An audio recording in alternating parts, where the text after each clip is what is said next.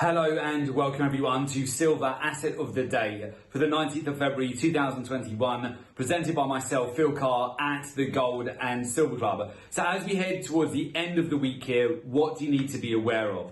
Well, over the course of this week, we've seen USA on public holiday on Monday, also followed by the 1 week public holidays in China to celebrate the New Year holidays. So with the thinner liquidity, we have seen that as an opportunity here for liquidation events, particularly on gold actually at the beginning of the week. We highlighted this to you last week on the assets of the day and also the week ahead commodity report that much like Black Friday, right at the end of November, where the holidays there over Thanksgiving and Black Friday were used as an opportunity for a takedown on gold, where we saw a breakdown from 1800 down to 1,764 US dollars per ounce. We have seen exactly the same thing this week with another liquidation event breaking down to 1,768 US dollars per ounce with gold. Again, be mindful that when you have public holidays, these times of thinner liquidity in the market can see liquidation events. And obviously as a trader,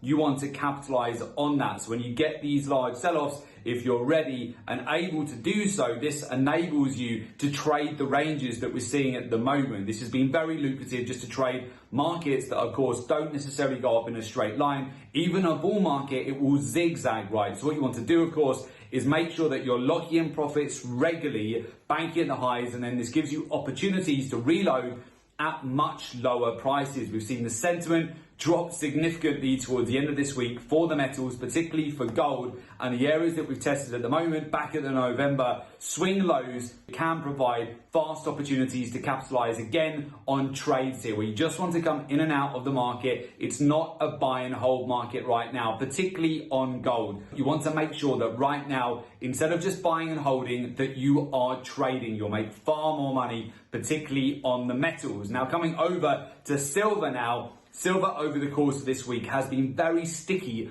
around that $27 per ounce handle. We've tested that level 3 times over the last 3 days. Each time silver is closing back above $27 per ounce. We're getting a lot of support at that zone. Now, as we go into next week on Wednesday, we have contract settlement for silver. There's a record amount of contracts which are set for delivery where there's speculation this could lead to a big move. On top of that, there are also rumors and speculation that we could see an announcement from Tesla in the coming days regarding an investment into silver. That's just one to have on the radar. And of course, if we did see a tweet like that coming from Elon Musk and Tesla, that could also provide another catalyst for the metals. It's just something to have on the radar at the moment. Now, as we progress between now and the end of the week here, with China back online after the 1 week public holidays, we immediately started to see the metals catch a bid. Yesterday, overnight, during the Asia Pacific session, of course, because of the public holidays we've seen earlier on in the week, we are seeing the Asian session taking the opportunity to scoop up lower prices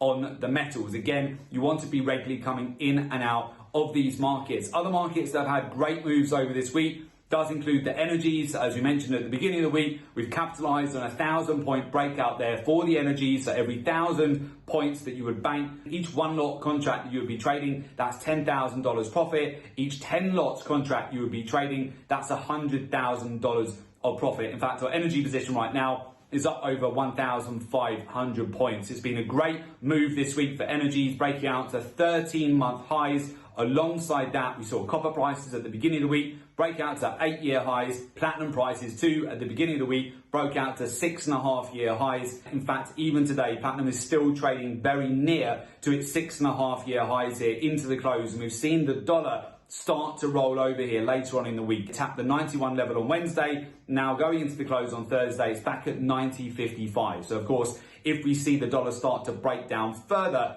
this is where you can see extra support come into the precious metals, which are priced in US dollars. Now, what you do not want to be doing at the moment in the markets is using gimmicky indicators or outdated technical analysis. This won't give you an edge at all. If you find that you keep FOMOing in at the high or you're panic selling at the lows, it's very likely that you're using just technical strategies which are no longer valid In today's market conditions, markets have evolved. You need to use a lot more research data, market intelligence. You want to be trading like the professionals do, the hedge funds, the banks, the institutions. It's important in order for you to get an edge. You want to have an awareness of capital flows, key areas of liquidity, daily, weekly, monthly cycles in the market, alongside the seasonal plays, intermarket correlations, the ratios, macroeconomics, capital flows, the key drivers for the commodity markets. Marry that up to the intermarket correlations, the ratios,